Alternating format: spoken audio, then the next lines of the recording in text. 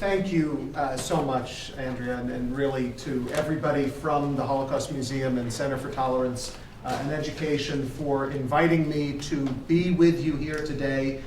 I'm not going to claim credit for starting it. I appreciate that, but I'm going to claim a little bit of credit for helping to advance it and helping to advance the movement here in Rockland County, which, for the record, is home to the largest share of Jewish Americans of any county in the United States. And so this is no more fitting place than this to make a stand and start out the End Jew Hatred movement in the United States as a declaration of April 29th, 2022 as End Jew Hatred Day in the 38th State Senate District. And that is what I'm so happy to be able to be here and honored to be here to present this proclamation.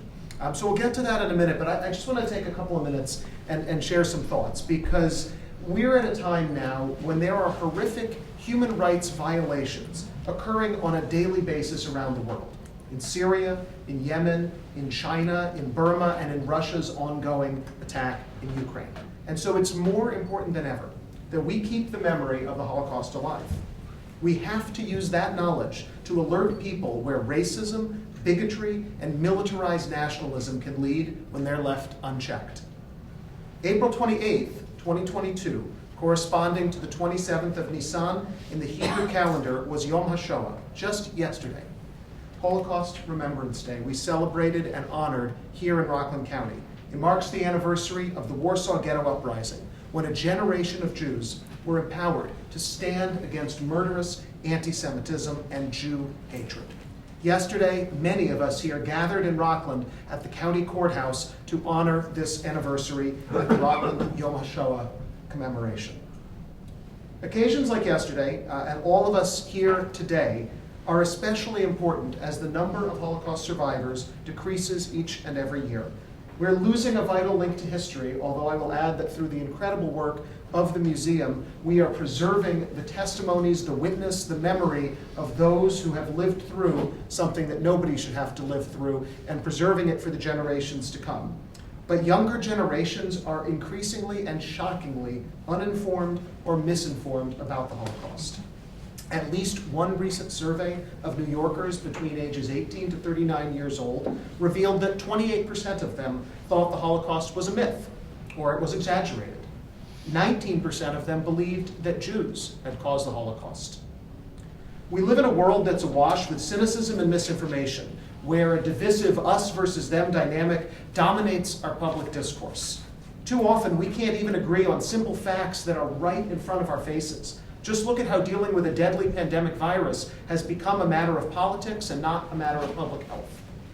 If we are divided and misinformed as that bad on things that are going on in the world today, it's not surprising that so many people out there are deeply ignorant about history. Not surprising, but incredibly concerning and alarming nonetheless. Organizations like this museum have an invaluable role to play in spreading knowledge and combating ignorance, but they cannot do it alone. When I attended public schools, we learned about the Holocaust and the violent pogroms in Russia that preceded and provided an early warning of the murderous nature of European Jew hatred. We even took a field trip in the 10th grade to visit the National Holocaust Museum in Washington, D.C. But in speaking with other people my age or younger, it's clear that not all districts provided or continue to provide that sort of a thorough education in the Holocaust and in anti-Semitism. That's why I'm very proud that earlier in this week, the Senate Education Committee, which I'm a member of, advanced a bill unanimously by my colleague, Senator Anna Kaplan, to direct the State Education Commissioner to conduct a study to see which school districts in New York State are or are not offering the required education on the Holocaust and on anti-Semitism. Of course, we all know that Jew hatred didn't end when the Holocaust did. We saw it in the Arab world's attack on Israel in 1948. In 1967, in 1973, in terrorist attacks in Israel and in Munich, in shootings at the Tree of Life Synagogue in Pittsburgh, and of course, just a couple of miles down the road from here in Muncie only 3 years ago. In fact, New York State has recently witnessed an incredibly alarming increase in anti-Semitic, Jew-hating crimes in our state. It's a tragedy. that New York leads the nation in anti-Semitic incidents, which according to the Anti-Defamation League, increased by 24% just since last year. And the statistics only get worse as we get closer to home here in Rockland County. 1 incident is too many, 8 is too many, and it is incredibly upsetting that the number of reported incidents in Rockland County went from 8 in 2020 to 16 in 2021, a 100% increase in Jew hatred, in anti-Semitic incidents right in our community in Rockland. This cannot stand. No one in our district, no one in our state, no one in the United States of America in the year 2022 should feel unsafe because of their religion, their race, their ethnicity, their dress, anything else like that. And certainly nobody should ever become the victim of a violent attack. So what do? How do we shift the growing trend from hate and violence to love and tolerance? All of you who are here today are part of that solution. This movement is part of that solution. Days like yesterday and today are vital to ensuring that New Yorkers understand the horrors of the Holocaust, the scourge of continuing Jew hatred that people face on a day-to-day basis, so that these are never repeated and we can be the generation, as it was said, that ends Jew hatred once and for all in New York State, in the United States, and in the world. This is a world that we live in where people communicate by memes, they communicate by hashtags.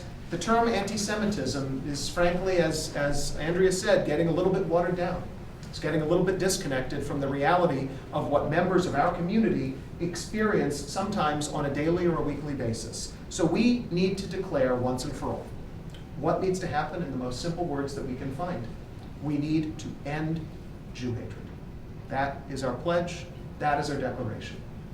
So I am very honored to be here, and I would like to present, we have a proclamation. I don't usually read the text of proclamations because they go a little bit long, but frankly, I think this is one instance where we really should, because it's crucial that we understand what is truly at stake here. So if you'll bear with me, we're going to present this proclamation here in just a moment, but first I'd like to take a moment to read what it says here, because the reality is that without Andrea moving this forward, without this movement moving it forward, I would not be standing here with you today. My colleagues in government would not be here with you today. And so this is truly a grassroots movement. This did not originate with those of us in government. It originated with people out there in the community. So I thank you for that. And I am going to take a moment and I'm going to read this proclamation we've got here, and then I'd like to call Andrea and anybody else you'd like to bring up with you to receive it. So we are proclaiming today End Jew Hatred Day in the 38th State Senate District here in New York. Whereas for millennia, the Jewish people have sustained their shared religious, cultural, and ethnic identity and traditions in the face of enslavement, persecution, genocide, segregation, and discrimination, and all manner of adversity. And whereas ever since the first Jew set foot in New Amsterdam in 1654, members of the Jewish community have made incredible and indelible contributions to the culture, the history, the social fabric of New York State and the United States of America, strengthening our country and helping change all areas of American life. And whereas the belief in the greatness of the American way of life, the freedoms enshrined in American law and jurisprudence, and the opportunities sustained by American democracy drew generations of Jewish immigrants, including my great-grandparents, to America, including Jews fleeing persecution and pogroms in Europe and the Middle East, Holocaust survivors, and Jews trapped behind the Iron Curtain. And whereas this history has encouraged many Jews to become leading proponents and supporters of civil rights movement, marching shoulder to shoulder with Black Americans and others, united in support for equal rights, equal protection under the law, and the recognition and respect of human dignity. And whereas the Jewish community has prominently participated in virtually every civil rights effort in the American experience, fighting against discrimination and bigotry in all of its forms and demanding the equal rights of every member of society. And whereas despite the advances made in promoting social justice for other minority groups, the Jewish community has continued to be subjected to anti-Semitism and to Jew hatred, including discrimination in the workplace, at school, and in public spaces. And whereas this anti-Semitism and Jew hatred has manifested in places of work, on campuses, and in society, expressing itself as both discrimination and violence, targeting Jews for their identity, and seeking to deny their shared identity, including their connection to their ancestral homeland. And whereas hate crimes directed against the Jewish community have skyrocketed in recent years, inspiring the formation of a grassroots and Jew hatred civil rights movement to alter public discourse and make Jew hatred unacceptable in contemporary society, empowering Jews with positivity and strength to discover and enjoy their heritage in whatever manner they choose without fear of attack or persecution. And whereas the people of the 38th New York State Senate District share an obligation to condemn and combat Jew hatred in all its forms, we recognize the urgent need for the people of our Senate District to stand resolute against Jew hatred so that the trauma of the past should never be repeated. And whereas the day after Yom HaShoah is appropriate, both as a reminder of that trauma and of the promise of a bright future that can only be achieved by fighting racism and bigotry today, now therefore be it proclaimed that I, New York State Senator Elijah Reichlin-Melnick, in recognition of the need to end Jew hatred in this generation, declare and proclaim April 29th, 2022 to be End Jew Hatred Day in the New York State Senate District, District 38. I am proud and honored to present this proclamation to you and the Holocaust Museum and Center for Tolerance and Education, and to the community here in Rockland that I have the privilege of representing. Thank you.